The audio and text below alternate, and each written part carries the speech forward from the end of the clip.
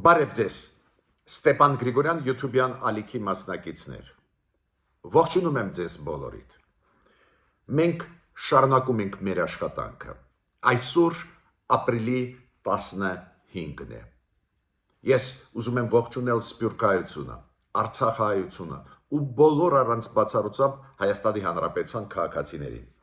Այսօր տարբեր հարցերից մենք անպայման կխոսենք, օրինակ Ադրբեջանի արձագանքի մասին մեր պաշտպանության նախարարության հայտարարությանը, որը արել է մեր պաշտպանության նախարարությունը երեկ, որ Ադրբեջանը կրակեց մեր գյուղերի ուղղությամբ, Ադրբեջանի արձագանքը Ֆրանսիա արտգործնախարարի հայտարարությանը, որ լարվում է իրավիճակը հայ-ադրբեջանական սահմանում Ադրբեջանի պատճառով, բավական լկտի հայտարարություններ, Թուրքիայի նախկին պաշտպանության նախարար, որը այսօր պաշտպանության հանձնաժողովի Թուրքիայի պարլամենտի նախագահն է, սպառնալիքներ հնչեց Հայաստանի ուղղությամբ, կասկած ես չունեմ դա արձագանքն է այն փաստին, որ Անտալիայում բանավեճի ժամանակ Ադրբեջանի արտգործնախարարի հետ մեր արտգործնախարարը Արարատ Միրզոյանը բարձրացրեց հարցեր կապված Ադրբեջանի սահմանադրության հետ։ Այդ թեմաներից կխոսենք, ինչ է ուզում Ադրբեջանը, պետք է այդ թեմաները շարունակենք։ Որ դեպքում է, որ Ադրբեջանը ստորագրի խաղաղության պայմանագիրը, ինչ պետք է գումարել այն քաղաքականությանը, որը վարում է այսօրվա իշխանությունները Հայաստանի, որ շանս լինի, որ խաղաղության պայմանագիրը ստորագրի Ադրբեջանը։ Ես ստեղ կանեմ իմ առաջարկները ու անչափ այդ հարցերը շատ կարևոր է։ Այսօր Նիկոլ Փաշինյանը ունեցել է ելույթ ազգային ժողովում, մի շարք հարցերի նաև պատասխանել է, դուք գիտեք մեզ մոտ միշտ լարված են անցնում ազգային ժողովում այն նիստերը, որտեղ որ հանդես է գալիս նաև Նիկոլ Փաշինյանը իր ելույթներում, ընդդիմությունը դա կամ բոյկոտում է, կամ կոշտ հարցեր է տալիս ու կներեք ավարտվում է լեզվակռիվով, բայց նաև Նիկոլ Փաշինյանը մի քանի կարևոր ուղերձներ ուղեց, մտքեր ասեց, որոնց մասին ես ուզում եմ խոսել, քանի որ մեր արտաքին քաղաքականության հարցում, մեր մոտեցմանը կապված խաղաղության պայմանագրի հետ, Ադրբեջանի հետ, Անտալիայում բացահայտվեցին նոր երկու տարրեր, այդ երկու նոր տարրերի մասին այսօր մենք անպայման կխոսենք։ Մի տարը կապված է խաղաղության պայմանագրի ստորագրման եւ Մինսկի խմբի ցրման հետ, ԵՀԿ-ի Մինսկի խմբի, երկրորդը կապված էր մեր ճանապարհների, որոնք մենք պատրաստ ենք տալ Ադրբեջանին առանց կորցնելու սուվերենություն, ստեղել Անտալիայում մեր կառավարությունը նոր քայլեր արեց, դրա մասին մենք երեք չենք խոսացել, այսօր ես շարունակում եմ Անտալիայի մեջ մասնակցությունը Արարատ Միրզոյանի ելույթի մասին ու այդ նոր երկու տարերի մասին ես պետք է խոսեմ, քանի որ այդ նոր տարերը շատ ուշագրավ են, բայց նույնիսկ այդ նոր երկու լրջագույն քայլերի, որ այս ուղղությամբ գնում է մեր կառավարությունը, լրջագույն երկու քայլերի իօգուտ Ադրբեջանի բաց խոսենք, բայց նույնիսկ դա չի ընդունում Ադրբեջանը, ինչ անենք այդ դեպքում, որ ի վերջո խրախուսենք Ադրբեջանին, որ ստորագրի պայմանագիրը, ընդհանրապես շանս կա թե չկա, դրա մասին մենք այսօր կխոսենք։ Ուրեմն սկսում ենք մեր այսօրվա աշխատանքը, խնդրում եմ բաժանորդագրվել, կիսվել, լայքել, դա շատ ու շատ աջակցում է, որ մեր YouTube-յան ալիքը ակտիվ աշխատի, այս ինֆորմացիան շատ օբյեկտիվ է մեր ինֆորմացիան, մենք բավական հանգիստ հունի մեջ ենք գցել մեր քննարկումները, թույլ չենք տալիս, որ սուտը տարածվի մեր ալիքով, վերլուծում ենք, ուսումնասիրում ենք, ուրեմն օբյեկտիվ ինֆորմացիան տալիս եմ, բացի դրանից, նույնիսկ եթե ես ձեզ հետ խոսում եմ պրոբլեմների մասին, դա անում են հանգիստ տոնով, որ մենք կարողանանք հասկանալ այն պրոբլեմները, որ զուգահեռ դրական քայլերի, միաժամանակ խնդիրները, որ առաջանում ենք, ոնց լուծենք առանց խոճապի մեջ ընկնելու, առանց վախերի, ու հենց դրանով է շատ կարևոր մեր YouTube-յան ալիքը։ Ուրեմն ձեր ակտիվ մասնակցությունը մեզ անհրաժեշտ է։ Ես պետք է սկսեմ նորից լավ լուրերից, մեր սպորտսմենները մեզ ուրախացնում են, հերթական սպորտսմենները տարբեր մարզաձևերում սպորտի ստացան մեդալներ, շնորհավորում եմ իրենց, օրինակ Արթուր Դավթյանը բրոնզե մեդալ ստացավ աշխարհի գավաթում սպորտային մարզությունում, նու այդ Արթուր Դավթյանը շատ հայտնի սպորտսմեն է, մարզիկ է, բրոնզե մեդալ ստացավ, շնորհավորում եմ իրեն, իր մարզիչին, մեր հայ ժողովրդին, քանի որ այս մարզաձևը շատ մեծ հեղինակություն ունի սպորտային աշխարհում, ուրեմն մեր պետության պատիվը բարձր է, նու ծանրամարտը, ինչքան ուժեղ են մեր սպորտսմենները ծանրամարտում մեծ գաղտնիք չի, հիմա գնում է Կիշինյավում, Մոլդովայում Եվրոպայի առաջնությունը, ծանրամարտում Գառնիկ Չոլակյանը նվաճեց բրոնզե մեդալը, Ալեքսանդրա Գրիգորյանը շատ տաղանդավոր մեր ծանրամարտուհին նվաճեց արծաթե մեդալ, պարզը ինքը եղել է Եվրոպայի չեմպիոն ու այդ մի քիչ այդ արծաթե մեդալը իրան տխրեցրեց, բայց պետք է ձեզ ասեմ, որ Եվրոպայի առաջնությունում ստանալ ոսկե, արծաթե կամ բրոնզե մեդալ շատ ու շատ կարևոր է ցանկացած պետության համար ու այս դեպքում Հայաստանի համար մեր պատիվը, մեր սպորտի պատիվը, մեր երիտասարդների պատիվը բարձրենք մեր սպորտսմենները պահում, ուրեմն շնորհավորում եմ մեր սպորտսմեններին։ Ես միշտ ասում եմ նաև այն աշխատանքի մասին, որը գնում է նաև Եվրոմիության հետ, որ մարդիկ իմանան, որ գնում է աշխատանք։ Այո, լիքը խնդրեմ ունենք հիմա, նաև ես կանցնեմ ավելի ուշ այն խնդիրների, որոնք մենք ունենք բանակցությունների մեջ Ադրբեջանի հետ, բայց հաջողությունների կամ իրոք կարևոր աշխատանքի մասին պետք է ասեմ։ Հիմա Հայաստանում գտնվում է Լիտվայի ներքին գործերի նախարարը, Լիտվայի ոստիկանապետը, մեծ պատվիրակությունը ու իրանք հիմա Հայաստանի ներքին գործերի նախարարության հետ լրջագույն աշխատանք են տանում։ Այդ աշխատանքը ինչու համար է պետք, որ մեր չափորոշիչները, նաև մոտեցումները, նաև աշխատաձևը ներքին գործերի նախարարության համապատասխանի եվրոպական ստանդարտներին, որ ի վերջո նույն վիզա ազատականացման process-ում մենք հաջողություններ ունենանք։ Երբ որ մենք խոսում ենք վիզայի ազատականացման մասին Եվրոմիության հետ, մենք հասկանում ենք ու պետք է հասկանանք, որ դա մի տարվա գործ չի, դա նվազագույնը 4-5 տարի կտևի, բայց այդ process-ը ես միշտ ձեզ ասում եմ շատ կարևոր է ինչ առումով, որ եւ սահմանների կառավարումը ուժեղացնելու եւ Եվրոմիության ստանդարտների անցնել օրինակ հանցագործության դեմ պայքարում եւ թմրադեղերի տարածման պայքարում մյուսը մենք պետք է պաշտպանված լինենք մեր անձնական տվյալները պետք է պաշտպանված լինեն մեր կառավարության կողմից։ Հենց վիզա հեշտացման պահանջներից մեկը, որ մենք ունենանք կենսաչափական անձնագրեր, որ մենք անպայման ունենանք ուժեղացնենք այն ինստիտուտը, որը մենք ունենք, բայց ուժեղացնենք, որ իրոք մեր տվյալները չկարողա տիրել մեր այլ պետություններ, նաև թշնամի պետություններ, դժբախտաբար այս դեպի պետություններ կան մեր դեմ ուղված, մեր դեմ աշխատող։ Ուրեմն մեր անձնական տվյալները, մեր քաղաքացիները չպետք է օտարի ձեռքը ընկնեն։ Այ վիզա լիբերալիզացիա process-ը Եվրոմիության հետ, որը սկսվեց ակտիվ հիմա, վերջի ժամանակներս գնում է։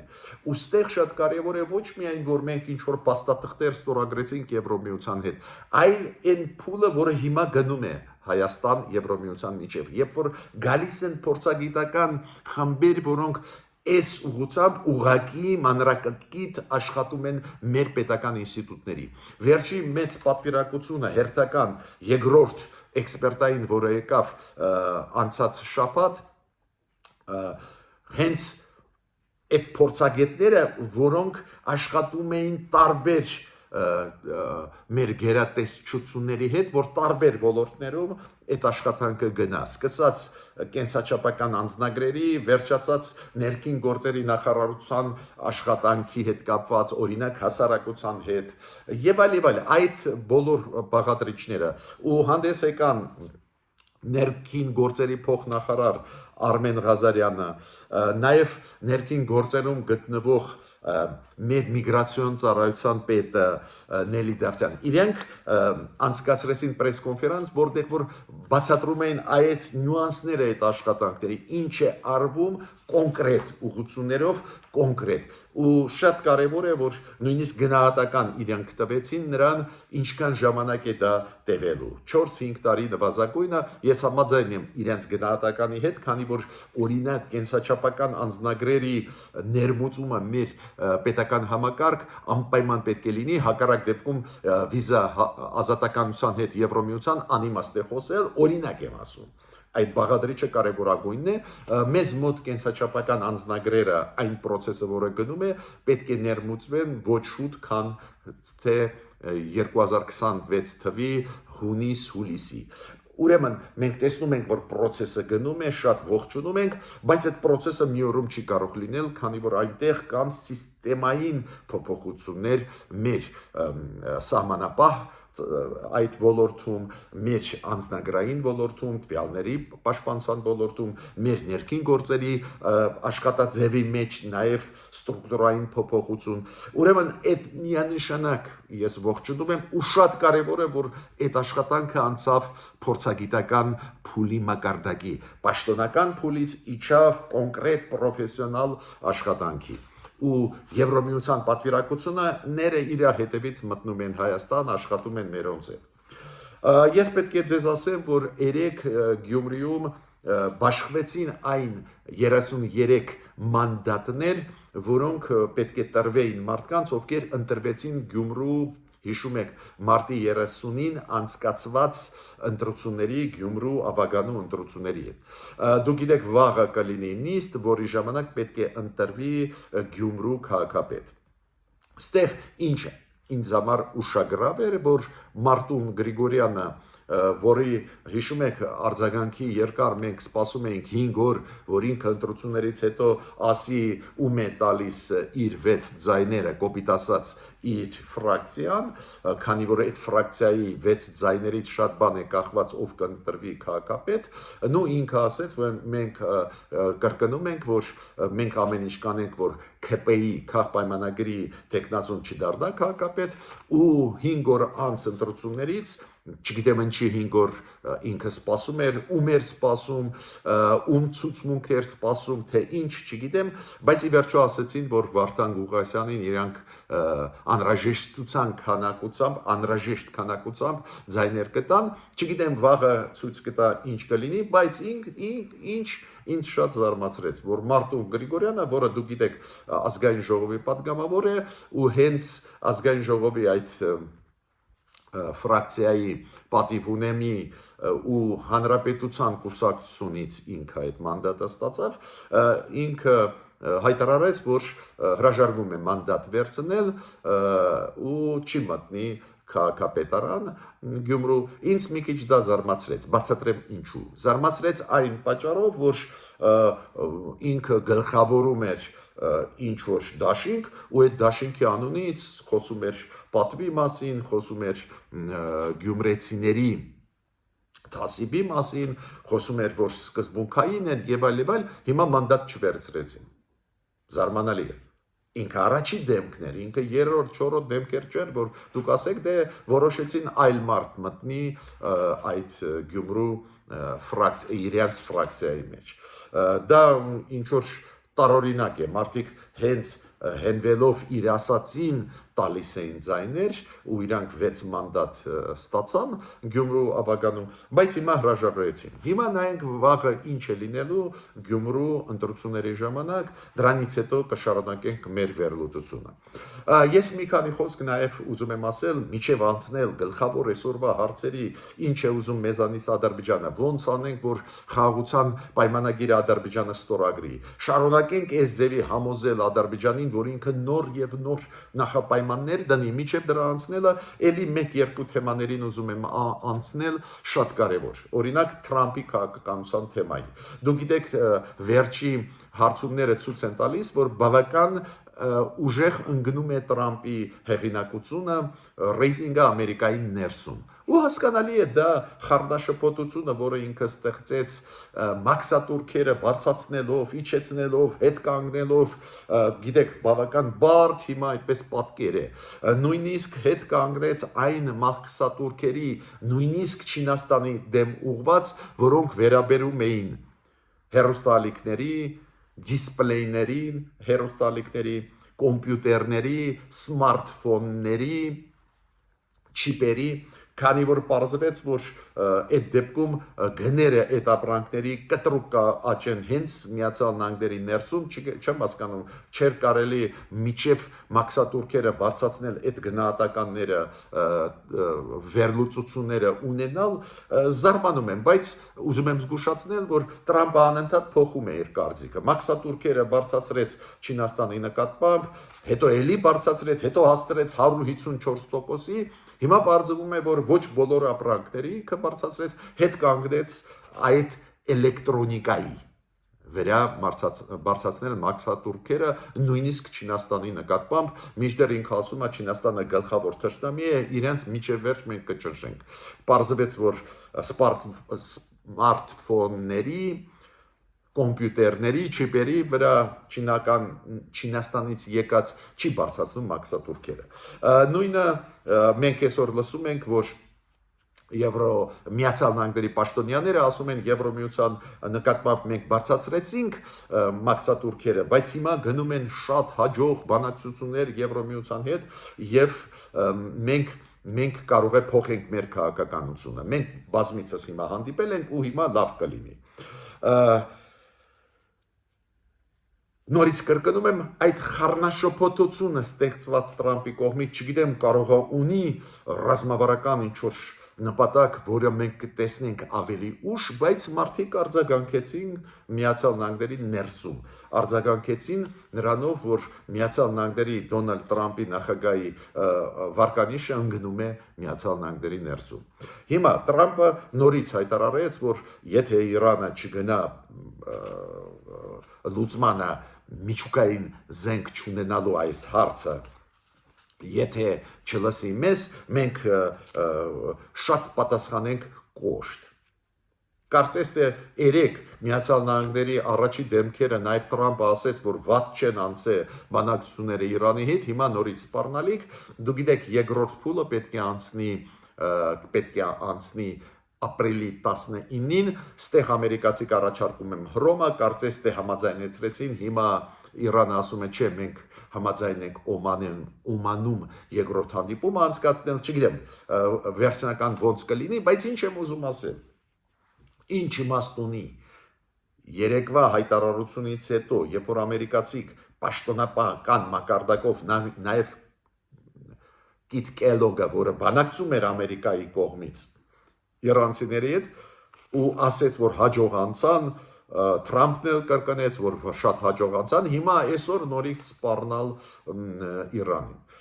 Այս է քաղաքականությունը Տրամփի, անսպասելի տրամաբանությունից զուրկ, միգուցե կա տրամաբանություն, որը մենք կտեսնենք երկար ժամանակվա կոնտեքստում, բայց այսօր դժվար է գտնել։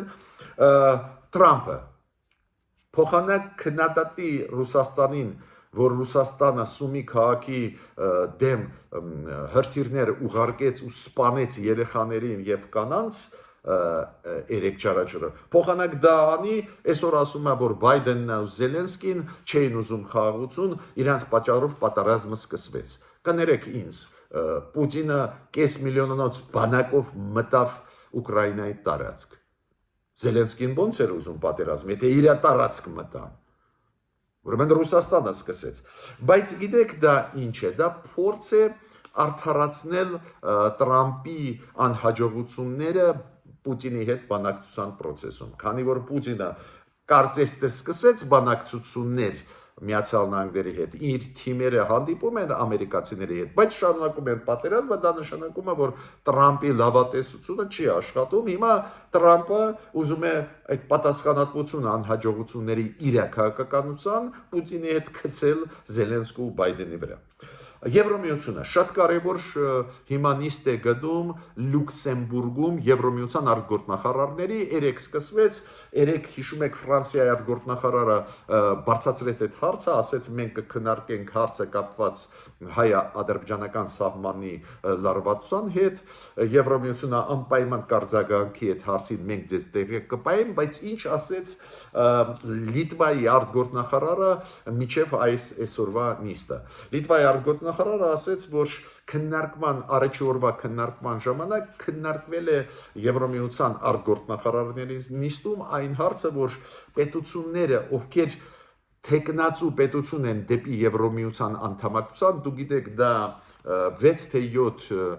արևմտյան Բալկանների երկրներն են, Ուկրաինան, Մոլդովա, Վրաստանը, Վրաստանի դեպքում գիտեք հիմա այդ հարցը անորոշ վիճակում է, նույնիսկ սարեցված է, բայց խոսքը գնում է արևմտյան Բալկանների, Մոլդովայի, Ուկրաինա, այդ երկրները չպետք է մասնակցեն Մոսկվայում մայիսի 9-ի այդ ռազմական շքերթում, որը ուզում է անցկացնել Պուտինը։ Իրանք ասում են, այս երկրները զգուշացված են, եթե իրանք տեխնացու պետություններ են Եվրոմիության, չպետք է իրանց ղեկավարները գնան Մոսկվա մասնակցեն։ Ուզում եմ, որ դուք իմանաք, շատ ուշադիր Եվրոմիությունը այդ հարցերին հետևում է։ Դա է պատճառը, որ մենք ասում ենք, մայիսի 9-ին մենք չպետք է գնանք Մոսկվա ոչ միայն այն պատճառով, որ Պուտինը նվիրեց Լեռնային Ղարաբաղը Ադրբեջանին։ Ռուսաստանի քաղաքականությունը մեր նկատմամբ դաժան է։ Ամեն օր լսում ենք սպառնալիքներ ու ոչ մի տրամաբանություն չկա գնալ մայիսի 9-ին Մոսկվա, բացի դրանից մենք խորհուրդ ենք տալիս Նիկոլ Փաշինյանին չգնալ, քանի որ Եվրոմիությունը շատ ցավոտ է ընդունում։ Եվրոմիությունը շատ ցավոտ է ընդունում ագրեսիա Ռուսաստանի Ուկրաինայում, քանի որ այդ երկրների դեմ է ագրեսիան, նաև այդ թվում։ Հիմա միջև անցնելը գլխավոր այսօրվա հարցերին Ադրբեջանի արձագանքը Ֆրանսիայի արտգործնախարարի ասացին, Ադրբեջանի պաշտպանության արձագանքը մեր երեկվա պաշտպանության նախարարության արձագանքին, ինչ պետք է անենք, ինչ նոր 2 տարեր կային Անտալիայում այդ ֆորումի ժամանակ նոր 2 տարել մեր քաղաքականության մեջ Ադրբեջանի հետ, ես պետք է ասեմ, որ ձեզ շատ շնորհակալ եմ, որ շատ ակտիվ եք, շնորհակալ եմ, որ աջակցում եք մեր Մարիամ Վանեցյան, Վիկտորիա Մարտիրոսյան, Քրիստինա Կալիֆոռնիայից, Արմեն Վարդապետյան, Վարուժան Դերոնյան, բոլորիդ շատ ու շատ շնորհակալ եմ։ Շնորհակալ եմ մարդկանց, ովքեր շատ ակտիվ են չաթում, անպայման իրենց անունները մյուս հաղորդման մասին ժամանակ կասեմ։ Հիմա անցնենք Ադրբեջանի բավական լկտի պահվածքի։ Դու գիտեք, որ Ադրբեջանի արտգործնախարարությունը արձագանքեց երեկվա Ֆրանսիայի արտգործնախարարի հայտարարությանը, որ Ադրբեջանը սրում է իրավիճակը սահմաններում հայ-ադրբեջանական ու մենք կդնենք այդ հարցը Եվրոմիության արտգործնախարարի նիստում, որը հիմա գնում է Լյուքսեմբուրգում։ Անպայման այդ հարցը կքննարկվի, մենք այդ հարցի քննարկման հետ կապված ձեզ կներկայացնենք։ Հիմա ինչ է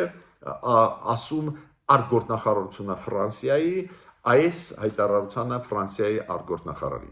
Ադրբեջանի արտգործնախարարությունը այդ հայտարարության արձագանքեց։ Ինչ է ասվում Ադրբեջանի արտգործնախարարության հայտարարության մեջ։ Իրանք ասում են, որ Ֆրանսիան ապակառուցողական դիրքորոշում ունի, Ֆրանսիան ապակայունացնում է տարածաշրջանը իր հայտարարություններով, որ աբսուրդային անհասկանալի, անխելք հայտարարությունները արեց Ֆրանսիայի արտգործնախարարը ու մեղադրում է Ֆրանսիային, որ դեստաբիլիզացնում է իր հայտարարություններով, ուղղակի սուտը ստի վրա ու աղավաղում փաստերի, աղավաղում նույնիսկ Ֆրանսիայի արտգործնախարարի հայտարարության հետ կապված, աղավաղում իր մտքերի, այս է Ադրբեջանի արտգործնախարարության հայտարարությունը, բայց բացի դրանից Ադրբեջանի արտգործնախարարությունը ասում է Ֆրանսիան նաև մատակարարում է զենք, որը հարձակողական զենք է, ինչը նաև սուտ է, մենք առնում ենք Ֆրանսիայից լավ որակի զենքեր, բայց պաշտպանողական, բայց իրանք ասում են չէ, դա հարձակողական զենք է, որով Հայաստանը ուզում է հարձակվել մեր վրա։ Նորից արտգործնախարարությունը Ադրբեջանի նորից արտգործնախարարությունը Ադրբեջանի իր հայտարարության մեջ մեղադրում է մեզ, որ մենք չենք ուզում սահմանադրությունը փոխել ու պահանջում է, որ Հայաստանը փոխի սահմանադրությունը։ Նաև իրանք դժգոհ են, որ Ֆրանսիայի արտգործնախարարը իր ելույթում նորից հիշեցրեց, որ հայ գերիներին պետք է ազատ արձակի Ադրբեջանը։ Ինչ եմ ուզում ասել, բավական լկտի հայտարարություն ու ստերով լի հայտարարություն։ Պաշտպանության նախարարությունը Ադրբեջանի բավական խիստ կոշտ արձագանքեց երեկվա մեր պաշտպանության նախարարության հայտարարությանը։ Մեր պաշտպանության նախարարությունը ինչ ասեց, որ մեր խնածախ գյուղի նկատմամբ կրակոցներ էին ու վնասվեց մշակույթի տան շենքը։ Կարծես թե ինչ հայտարարություն էր, նորմալ հայտարարություն, որը ֆիքսում է փաստը, որ կրակել են ադրբեջանցիք ու կրակել են կոնկրետ շինության վրա։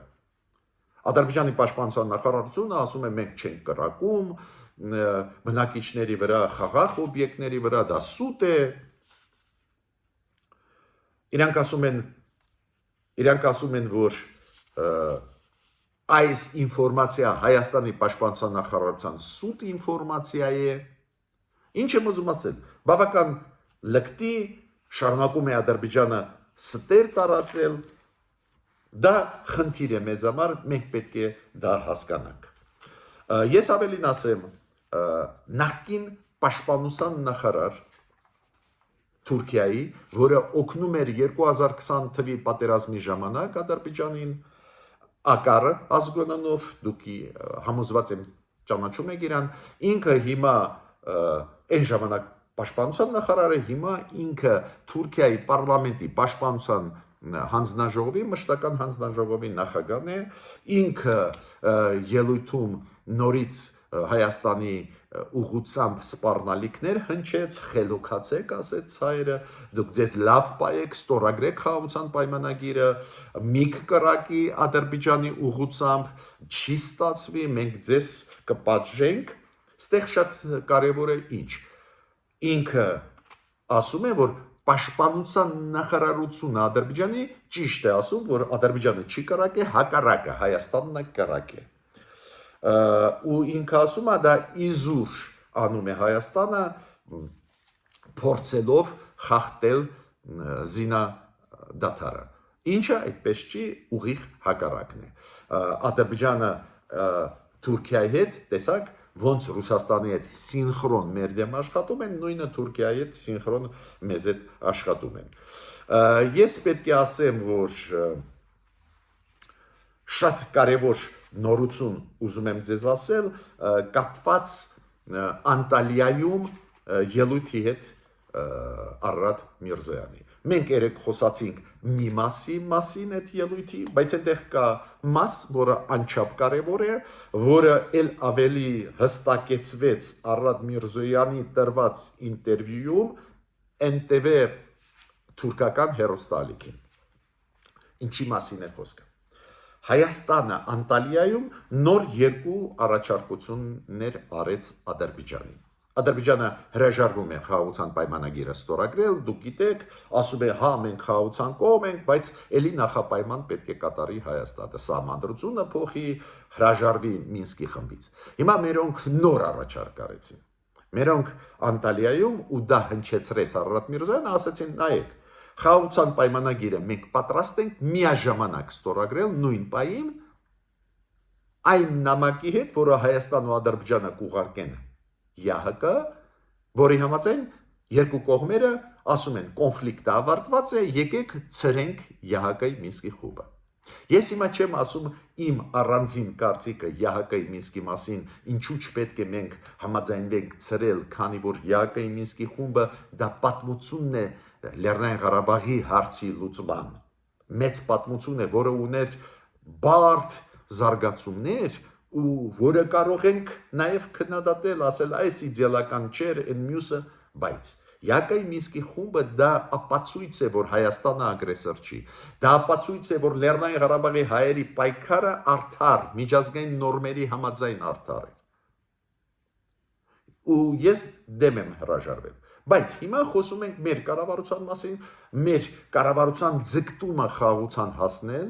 ինչը չես կարող չգնահատել դրական, ու մեր կառավարությունը ասում է, մեր տրամաբանության մեջ մտնում է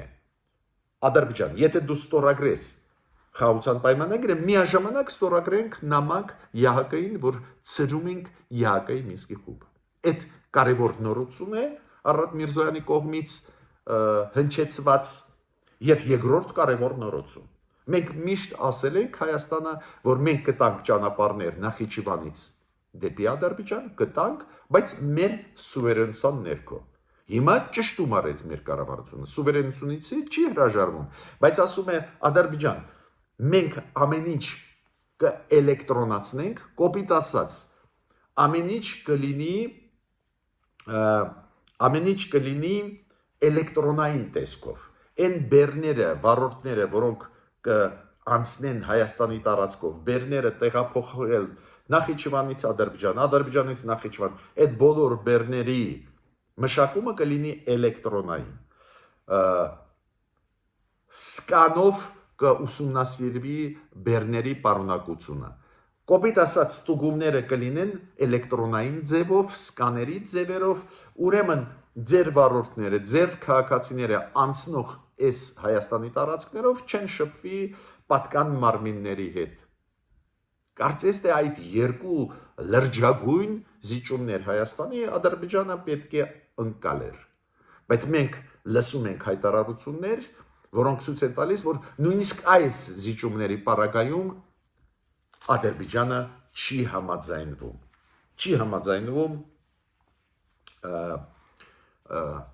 առաջ գնալ, կոպիտ ասած ստորագրել խաղաղության պայմանագիրը, միաժամանակ ցրել Մինսկի խումբը, դրանից էլ Ադրբեջանը հրաժարվում է։ Ես պետք է ասեմ, որ այսօր ազգային ժողովում առանձին այս ձերի նոր առաջարկներից Հայաստանի հնչեցրեց Նիկոլ Փաշինյանը,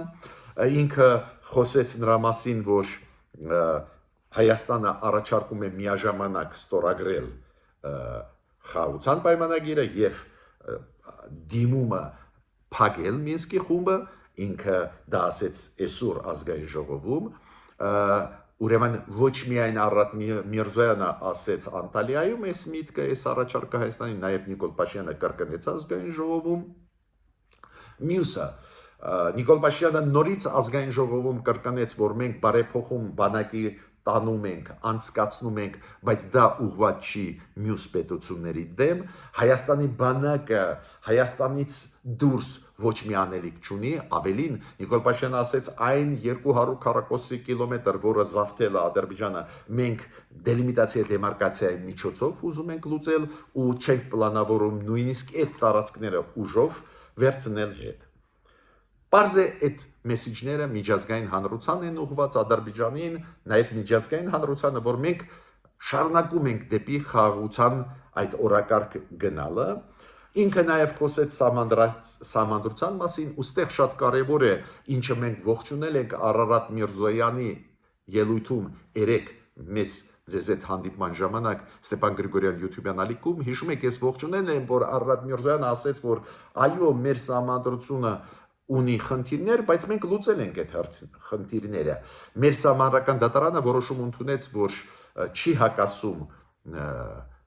այդ խաղաղության պայմանագրին մեր սահմանադրությունը, բայց շատ կարևոր էր, որ Արարատ Միրզոյանը բարձրացրեց Ադրբեջանի սահմանադրության խնդիրները, ու Նիկոլ Փաշինյանը այսօր ազգային ժողովում նորից այդ խնդիրները բարձրացրեց նաև Ադրբեջանի սահմանադրության հետ։ Ինչ եմ ուզում ասել։ Մերոնք հիմա մի քանի փոփոխություն կատարեցին, տակտիկական փոփոխություն մեր քաղաքականության մեջ, նաև բարձրացնում ենք հարցերը կապված Ադրբեջանի սահմանադրության հետ, Ադրբեջանի կեցվածքի հետ, Ադրբեջանի ագրեսիվության հետ, ինչը շատ կարևոր է, հակառակ դեպքում կյանքում Ադրբեջանը ոչ մի փաստաթուղթ չի ստորագրի։ Ես այդտեղ պետք է ասեմ, որ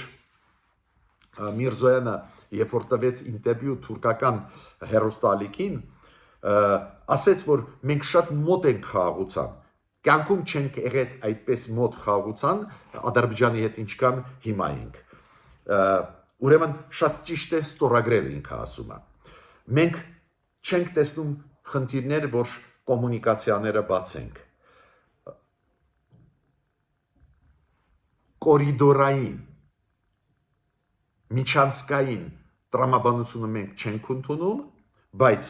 մենք պատրաստ ենք կոմունիկացիաները բացել, պատրաստ ենք առանց կոնտակտի թույլ տալ, որ ապրանքները Նախիջևանից մտնեն Ադրբեջան, առանց կոնտակտի մեր սահմանապահների, ես նոր ասեցի, դա էլեկտրոնային, սկանային ձևեր կան, ուրեմն մենք սուվերենությունը ճանապարհների չենք հրաժարվում, բայց կտանք ամենահեշտ տարբերակները, որ ապրանքները Ադրբեջանի Նախիջևանից մտնեն Ադրբեջան, Ադրբեջանից Նախիջևան։ Ինքը ասեց տեքստը խաղաղության պայմանագրի համաձայնեցված է, տարածքային ամբողջականությունը կողմերը ճանաչում են այդ տեքստից խոսած նորից։ Ինքը ասեց մենք կարող ենք ստորագրել խաղաղության պայմանագիրը եւ հայ-ադրբեջանական սահմաններում կամ երրորդ ինչ-որ պետությունում, որին համաձայն կլինեն միաժամանակ եւ Հայաստանը եւ Ադրբեջանը, մենք առաջարկում ենք միաժամանակ ստորագրել խաղաղության պայմանագիրը եւ Մինսկի խմբից հրաժարվել։ Այդ ինքը կրկնեց այդ ամեն ինչը ինտերվյու տալով ճանաչված Թուրքիայի հեռուստաալիքին, ինչ եմ ուզում ասել։ Ես ձեզ ներկայացրեցի փոփոխված առանձին ակցենտները մեր կառավարության կողմից, որ խրախուսի Ադրբեջանին ստորագրել, Ադրբեջանը դրանից էլ հրաժարվեց, մերժեց։ Ու ես հիմա վերջի իմ միտքը ուզում եմ ասել առաջարկը։ Ոնց անենք, որ Ադրբեջանը ի վերջո ստորագրի։ Չի բացառվում, որ կյանքում Ադրբեջանը չի ստորագրի։ Այդ սցենարը պետք է ուղեղներումս պահենք։ Բայց ոնց անենք, որ ստիմուլ տանք։ Առաջին ստիմուլը այն ինչ անում է կառավարությունը, որը ամբողջ աշխարհով տարածում է, որ մենք պատրաստ ենք ստորագրել, խոչընդոտը Ադրբեջանն է, համոզեք Ադրբեջանին, որ ստորագրի։ Բայց դա քիչ է։ Անպայման Հայաստանը պետք է զարգանա, ուժեղացնի իր համագործակցությունը Եվրոպայի հետ, աշխարհի հետ, անընդհատ ակտիվ աշխատի Ամերիկայի հետ, որ իրանք էլ նաև ճնշեն Ադրբեջանին, բայց դա էլ կարող է օգնի։ Ես պնդում եմ, որ մենք պետք է հակահարվածներ դիվանագիտական քաղաքական տանք Ադրբեջան։ Հակահարվածներ ինչ նկատի ունեն։ Ոնց բարձրացրեցին հիմա մերոնք Անտալիայում սահմանադրության, Ադրբեջանի սահմանադրության խնդիրները, որ այդ սահմանադրությունն էլ ունի նկարտում Հայաստանի տարածքային ամբողջականության, ու Ադրբեջանը պետք է իր սահմանադրությունը փոխի։ Այն նույն տիպի պահանջներ շարունակենք, որ Արցախայությունը իրավունք ունի վերադառնալ Ադրբեջան։ Այդ իրավունքը կապ չունի Հայաստանի հետ, այդ միջազգային նորմեր են։ Անպայման աշխարհով մեկ տարածել, որ Ադրբեջանը խախտում է զինադադարը։ Ոչ թե մի հայտարարություն անել կամ Ադրբեջանում ատելությունը հայերի նկատմամբ բարձրացված է պետական մակարդակով։ Այս թույլ կողմերը Ադրբեջանի, նաև էթնիկ զտումը իրականացված Արցախայության դեմ ուղղված, եթե մենք դա օգտագործենք միջազգային հանրության մոտ, դա կմոտիկացնի Ադրբեջանին նրան, որ պետք է ստորագրել խաղաղության պայմանագիրը։ Առանց դրա իրանք չեն գնա, բայց ընդհանրապես պետք է ուղեղներումս պահենք, որ Ադրբեջանը չի ուզում խաղաղություն ու ուղղակի այդ դիվանագիտական այդպես քայլեր անում է, աշխարհին ցույց է տալիս, որ իբր ուզում է խաղաղություն, բայց պետք է պատրաստ լինենք այն սցենարի, որ Ադրբեջանը չի ստորագրի այդ փաստաթուղթը։ Ես ավարտեցի իմ ելույթը, միջ նոր հանդիպումներ։